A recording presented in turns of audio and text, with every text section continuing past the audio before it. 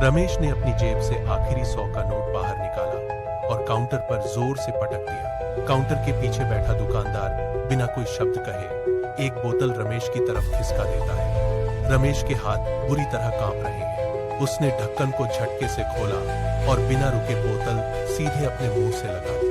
आधी बोतल एक ही बार में अंदर चली गई। दुकान की खिड़की से बाहर सावित्री सब कुछ देख रही है। उसके हाथ में एक खाली थैला है जो घर की तबाही का गवाह है। आज रसोई में अनाज का एक दाना तक नहीं बचा।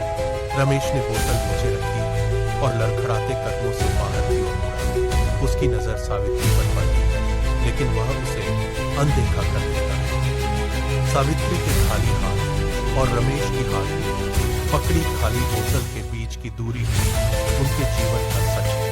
रमेश नशे में झूमते हुए आगे बढ़ता है। वह अपनी जेब टटोलता है, पर वहां अब कुछ भी नहीं बचा। सड़क पर सन्नाटा है। सिर्फ रमेश के लड़खड़ाते कदमों की आवाज सुनाई देती। घर में बच्चे भूखे हैं, लेकिन रमेश की दुनिया अब उस कांच की बोतल के अंदर सिमट चुकी है। सावित्री उठ खड़ी है। उसकी आंखें उस खाली थैले पर जमी है जो आज रात में खाली है। रमेश का शरीर भारी हो रहा है। वह दीवार का सहारा लेकर उठता है और फिर से बोतल की तरफ हाथ बढ़ाता है।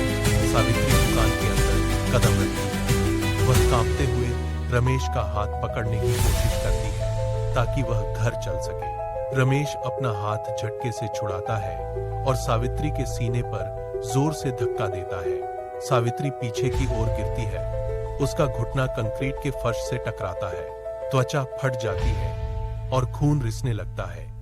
रमेश उसे जमीन पर पड़ा देख ठहाका लगाता है। वह अपनी जेब से बाकी बचे नोट निकालता है और उन्हें हवा में उछाल देता है। सड़क पर खड़े बच्चे पैसे लपकने के लिए दौड़ते हैं। रमेश की हंसी और बच्चों का शोर आपस में टकराता है। वह लड़खड़ाते हुए सड़क की ओर बढ़ता है। उसके पैर जमीन पर नहीं टिकते। वह संतुलन खो देता है और सड़क किनारे बनी नाली के कीचड़ में जा गिरता है। वह वहीं पड़ा रह जाता है। कीचड़ उसके चेहरे और हाथों को ढकने लगता है। सावित्री जमीन से उठती है। वह अपने घुटने से बहते खून को अनदेखा कर रमेश की ओर देखती है। रमेश की आंखें बंद हो रही हैं और उसके होठों पर अभी वही बेमतलब की मुस्कान है। वह अब पूरी तरह नशे में डूब चुका है। सड़क पर बिखरे हुए नोट धीरे धीरे हवा में उड़कर गंदी नाली की ओर जा रहे हैं। सावित्री नाली के पास झुकती है। कीचड़ में पड़े रमेश के हाथ को हटाकर वह उसकी जेब टटोलती है। उंगलियां अंदर जाती हैं और एक कागज का टुकड़ा बाहर आता है। यह एक पुरानी तस्वीर है जो बीच से फट चुकी है।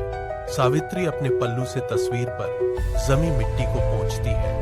तभी घर के अंदर से बच्चे के रोने की तेज आवाज गूंजती है।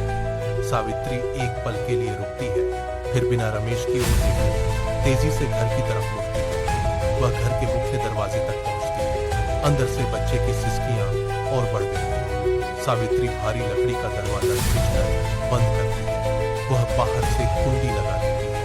धातु के टकराने की आवाज सन्नाटे को चीर देती है। वह एक बार भी पीछे मुड़कर नहीं देखती। रमेश नाली में बेसुध पड़ा है।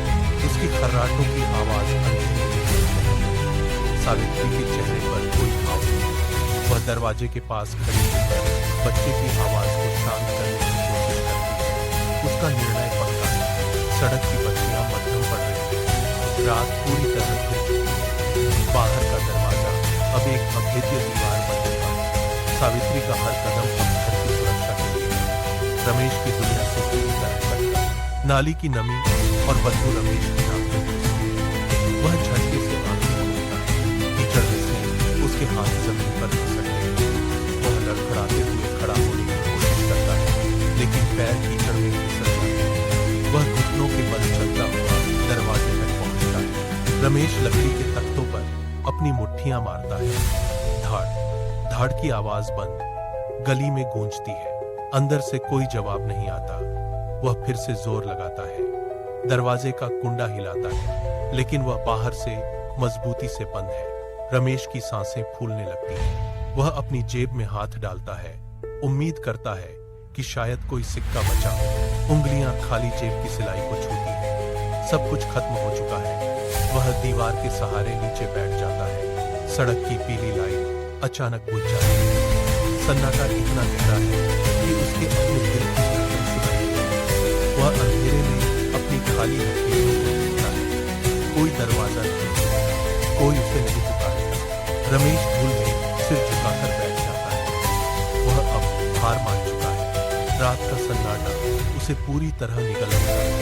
वह बस एक परछाई बनकर रह गया। सूरज की पहली किरण नाली के पास कीचड़ पर पड़ती है। सावित्री घर का दरवाजा खोलती है। वह बच्चों का हाथ थामे बाहर निकलती है। रमेश कीचड़ में पड़ा है, उसके बाल धूल से भरे। वह सावित्री को देखता है, लेकिन सावित्री की नजरें सीधे सामने सड़क पर हैं। वह रमेश की तरफ देखती तक नहीं है। सावित्री के कदम तेज होते हैं। रमेश लड़खड़ाते हुए उठने की कोशिश करता है। उसका एक पैर कीचड़ में धंस जाता है। वह एक कदम आगे बढ़ाता है, लेकिन संतुलन खोकर फिर से जमीन पर गिर जाता है। उसके घुटने और हाथ कीचड़ में सन जाते हैं। वह फिर से उठने का प्रयास करता है, लेकिन उसके शरीर में ताकत नहीं बची है। सावित्री और बच्चे सड़क के दूसरे छोर पर ओझल हो जाते हैं। रमेश हाथ फैलाकर उन्हें पकड़ने की कोशिश करता है। उसकी उंगलियां केवल हवा को छूती हैं। वह धूल के गुबार में उन्हें जाते हुए देखता है। वह अब उठ नहीं सकता। वह कीचड़ में लेटा रहता है। सड़क पूरी तरह खाली हो चुकी है।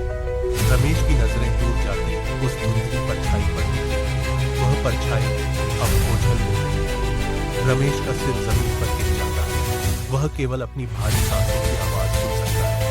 धूल और गंदगी में लिपटा रमेश अकेला रह गया है। सब कुछ